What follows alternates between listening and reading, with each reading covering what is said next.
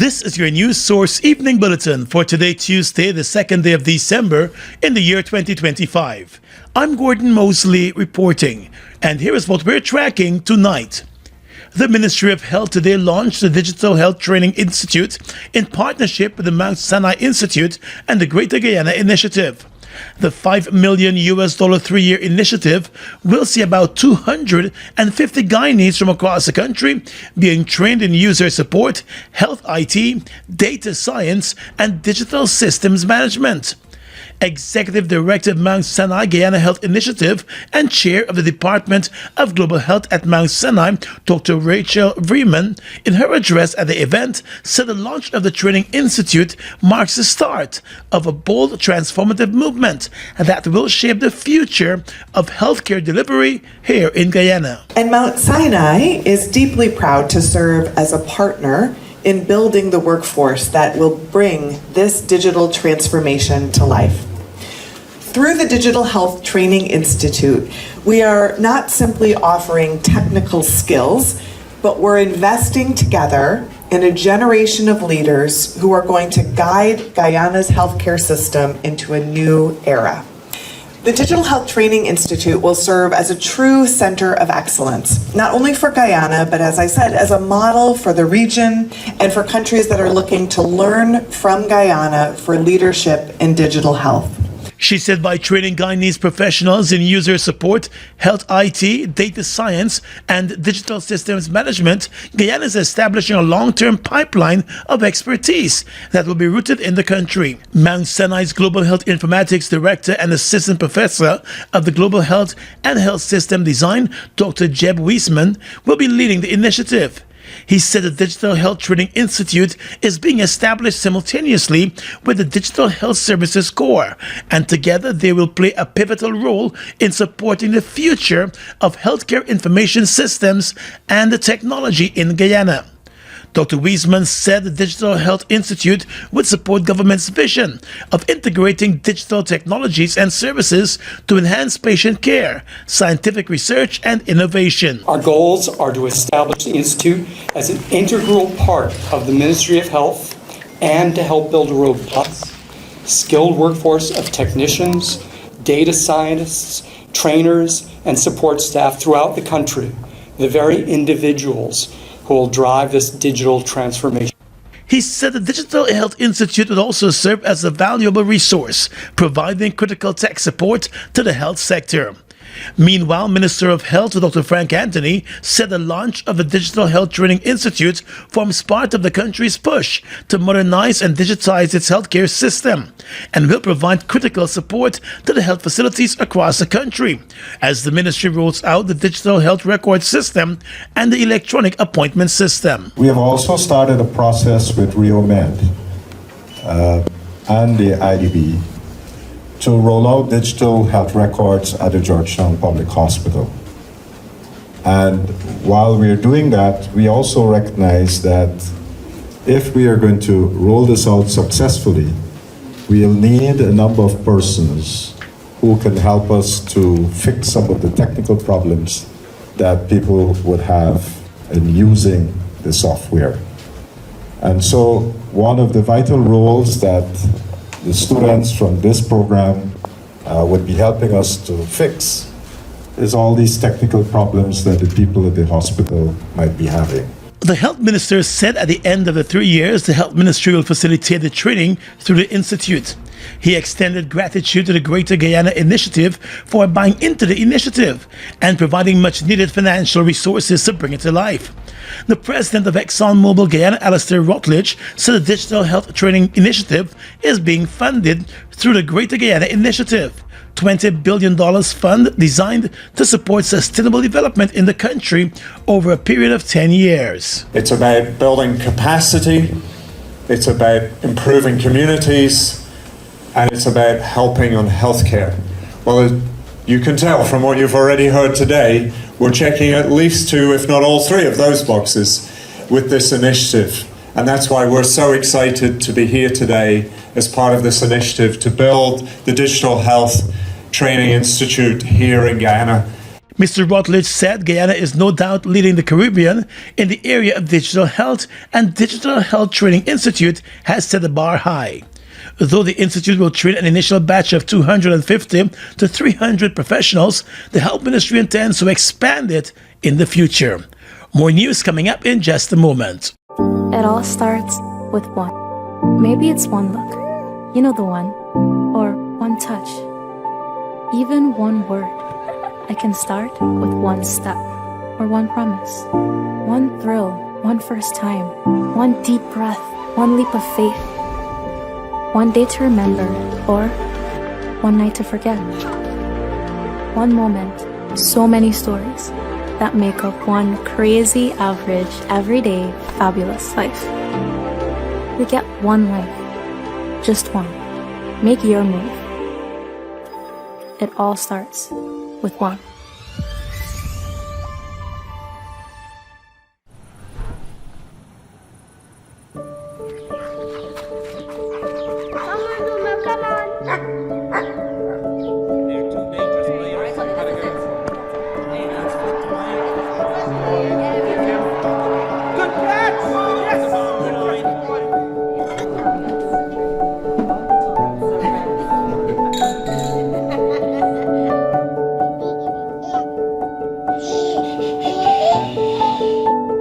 Your own home is so much more than just four walls, floors, and ceilings. It's a lifetime of great memories and stories. Come talk to us and start your journey home today.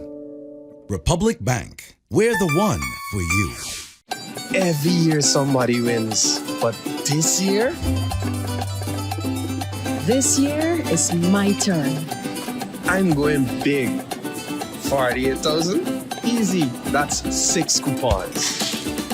Smart and fast. My win is just a scan away. Oh, and I take in that fridge too. This is the winning one. This year, the win is mine. Shop $8,000 or more at any 6 Massey stores, and you'll get a chance to win our grand prize, the brand new 2025 Hyundai Creta, plus amazing consolation prizes. Massey stores, our family serving your family. Listen, I can't take this sitting down. There's no way to cushion this. We've just grown so far apart. I went to Courts and became sexually attracted to this new living room set. Say goodbye to your old furniture and hello to new ones from Courts, bringing Christmas home. Make this Christmas happen for everyone this year with Republic Bank. Make this Christmas happen with Republic Bank this year.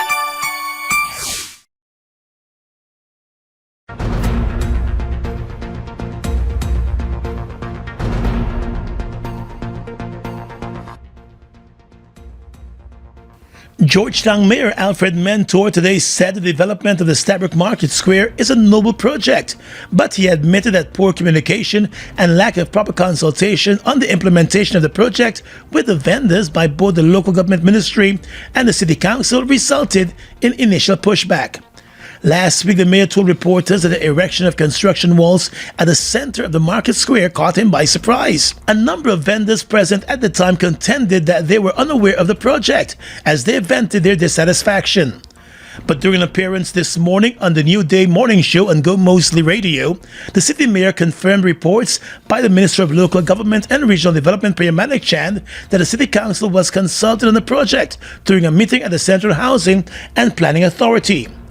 However, he said the failure to properly communicate with both the council and vendors on the implementation of the project sparked outrage due to a lack of information on the implementation and its impact on the vendors. There was an opportunity missed between us to be able to treat with that.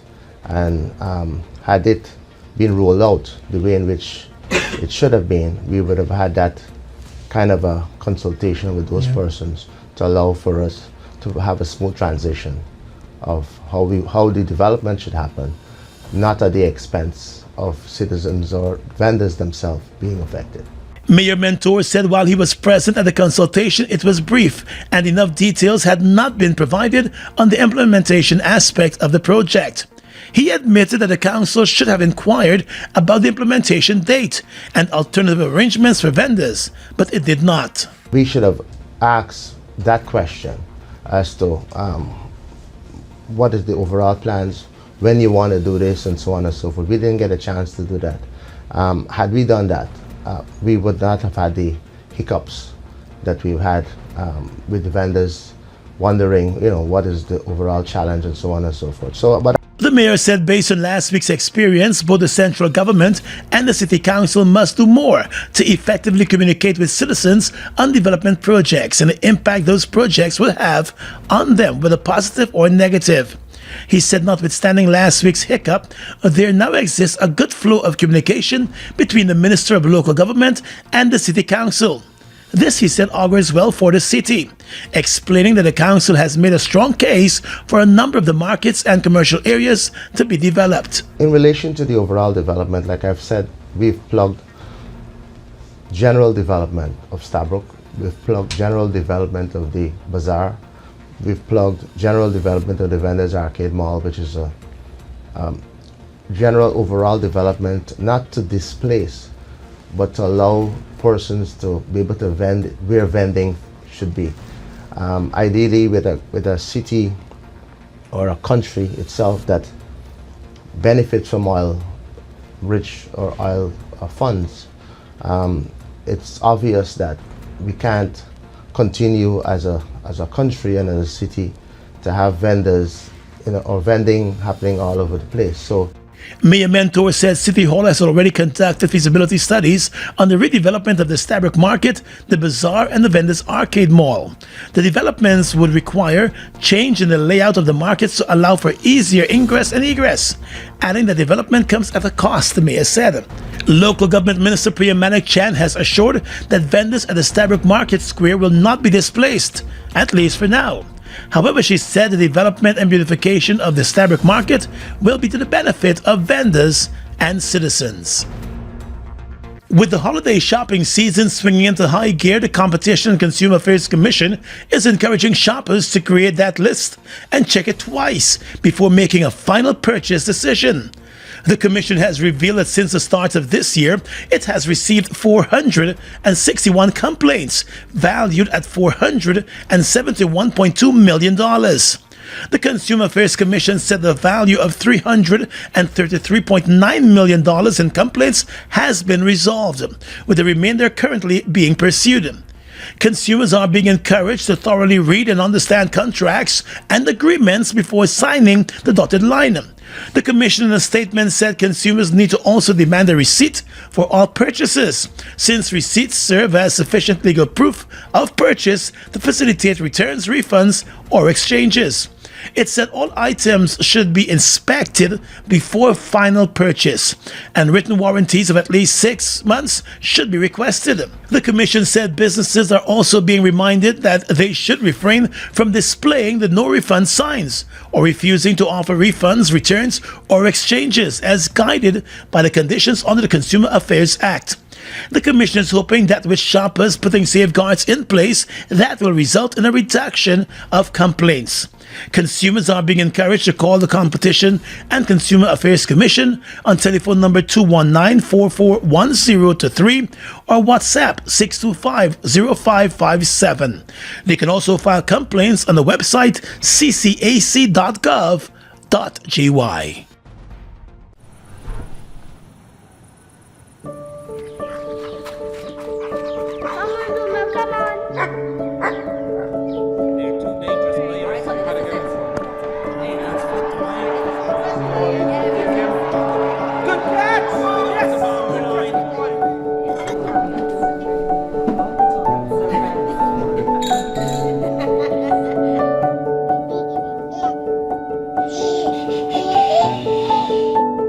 Your own home is so much more than just 4 walls, floors, and ceilings. It's a lifetime of great memories and stories. Come talk to us and start your journey home today. Republic Bank, we're the one for you.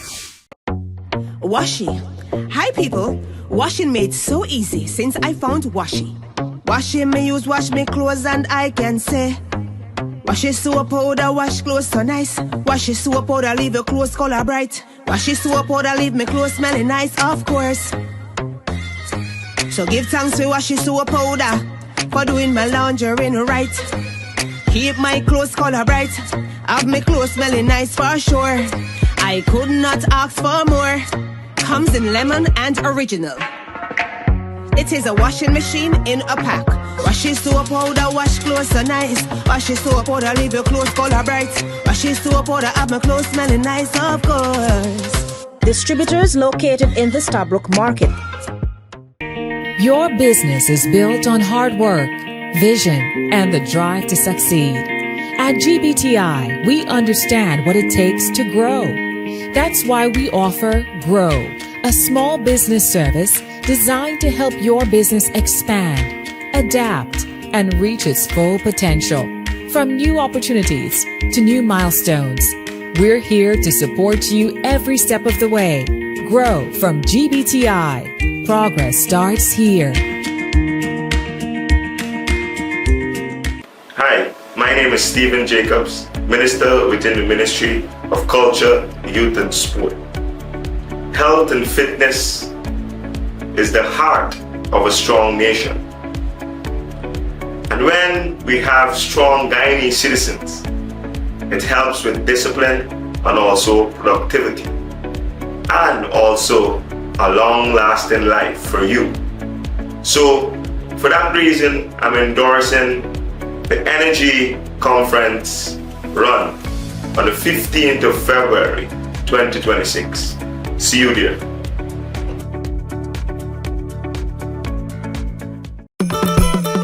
Make this Christmas happen for everyone this year with Republic Bank. Make this Christmas happen with Republic Bank this year.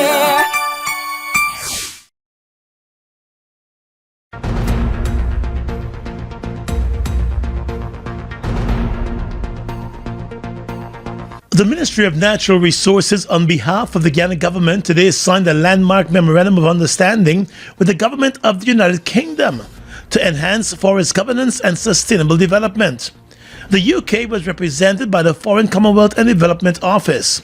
In a statement, the Natural Resources Ministry explained that the MOU paves the way for the establishment of a stronger framework for cooperation under the Forest Governance, Markets and Climate Program. It said the move reinforces Guyana's global leadership in sustainable forest management, low carbon development, and climate action. The ministry also said the signing ceremony marks a significant milestone in the long-standing and trusted partnership between Guyana and the United Kingdom. A partnership grounded in shared values, mutual respect, and joint commitment to safeguarding the world's forests and forest-dependent communities. Minister of Natural Resources Vikram Barrett said the agreement deepens technical cooperation at a time of growing global focus on sustainable forestry and is also in alignment with Guyana's low-carbon development strategy.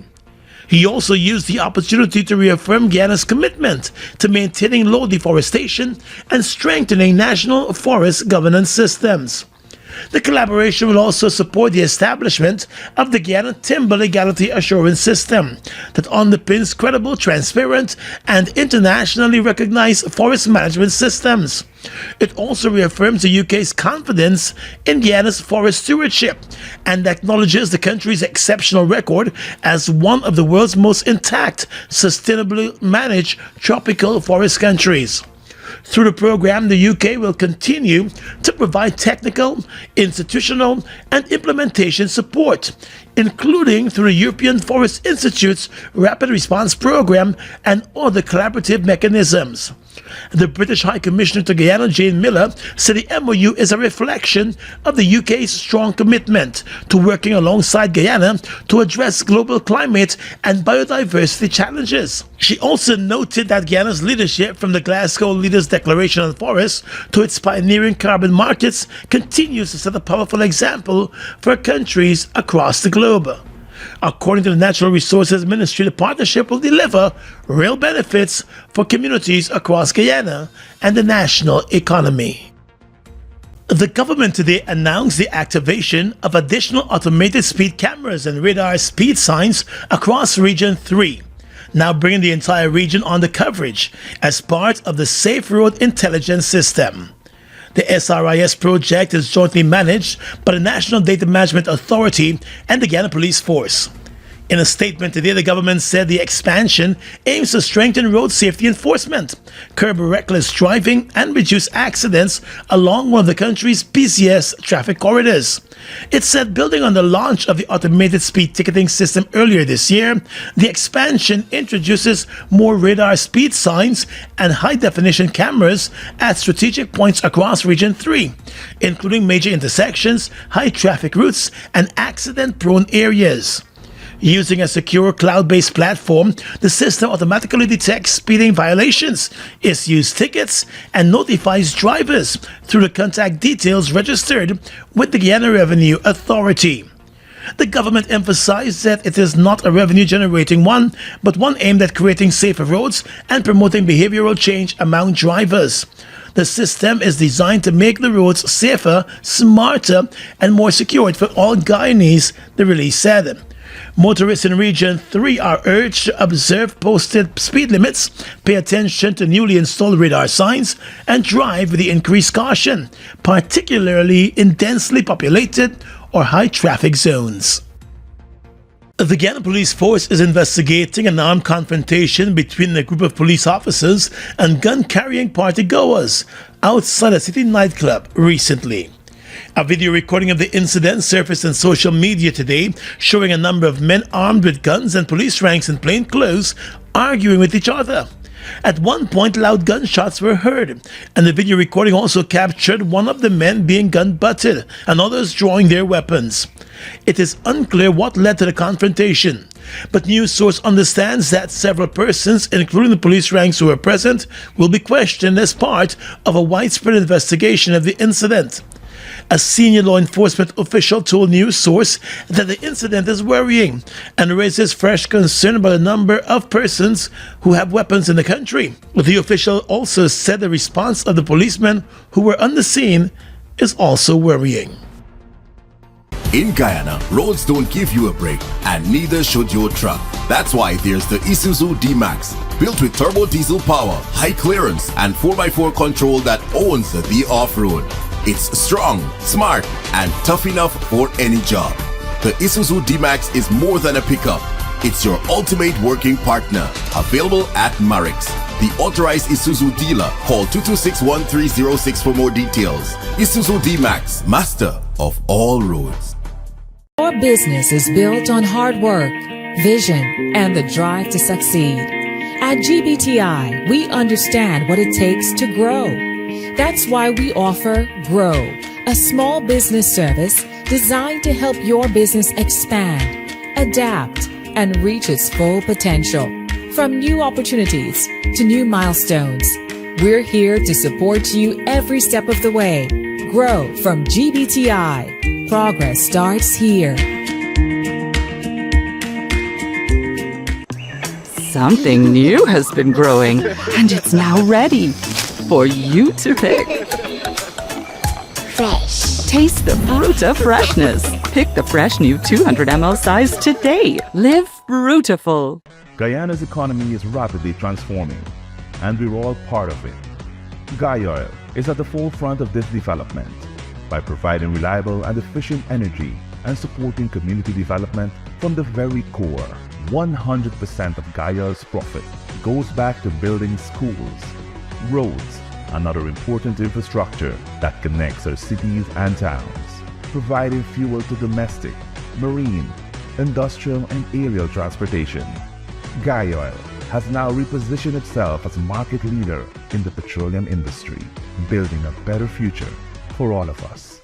Make this Christmas happen for everyone this year with Republic Bank. Make this Christmas happen with Republic Bank this year.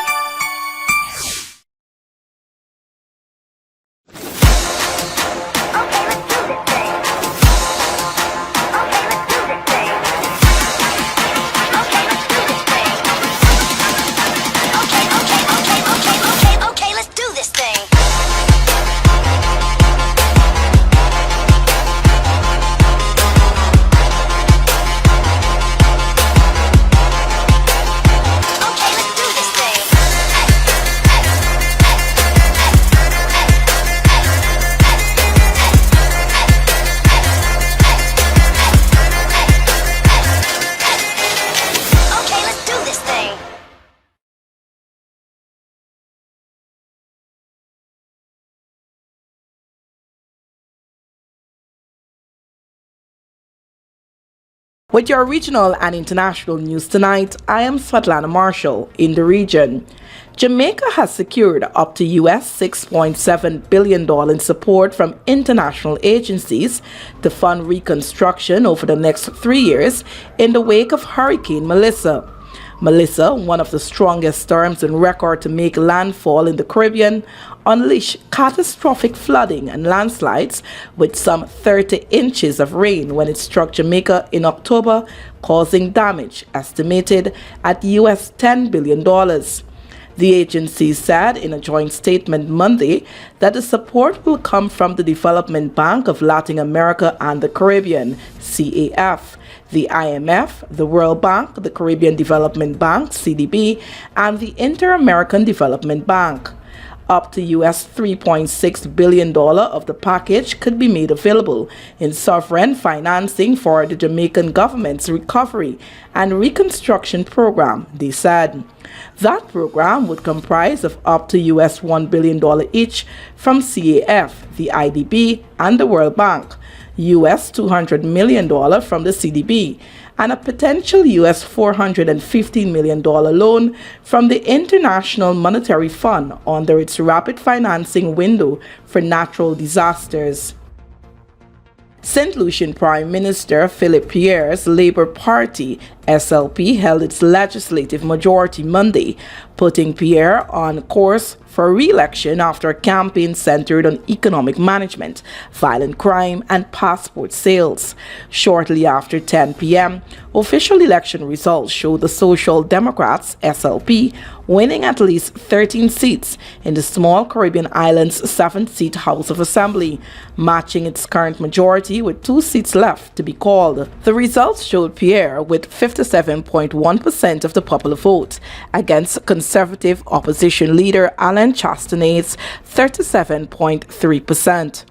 Chastenay preceded Pierre as Prime Minister of the country of 180,000 people. His conservative opposition United Workers' Party, UWP, which held just 2 seats going into Monday's vote, had secured 1 seat as of late Monday evening. Election observers from the British High Commission praised a well-organized vote on the state TV, saying people appeared to be turning out in good numbers and the mood at polling stations had been calm and stable. During the election, Pierre advocated for stability and cautious economic management, while Chastenay argued that security deteriorated under Pierre's leadership. And finally tonight, international news. A top U.S. Navy admiral ordered a second round of strikes on an alleged Venezuelan drug boat, the White House has confirmed, according to the BBC. The double-top strike on September 2 has drawn bipartisan scrutiny among U.S. lawmakers. The Washington Post recently reported that 2 people survived the first blast and were still clinging to the burning vessel when they were killed, raising fresh legality questions. White House Press Secretary Caroline Leavitt said on Monday that the Defense Secretary Pete Hegseth authorized the strikes, but did not give an order to kill everybody, as the report said. Admiral Frank Bradley worked well within his authority and the law in ordering the additional strike, Leavitt said. More than 80 people have been killed in a number of similar strikes in the Caribbean Sea since early September. Each announcement from U.S. officials is usually accompanied by grainy video with no evidence of the alleged drug trafficking and few details on who or what was on board each vessel.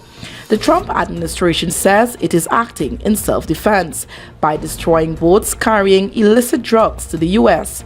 Both Republican and Democrat lawmakers have expressed concern over the report of the September 2 incident and have vowed congressional reviews of the strikes. And that's your News Source Evening Bulletin for tonight. I'm Svetlana Marshall, wishing you a pleasant evening.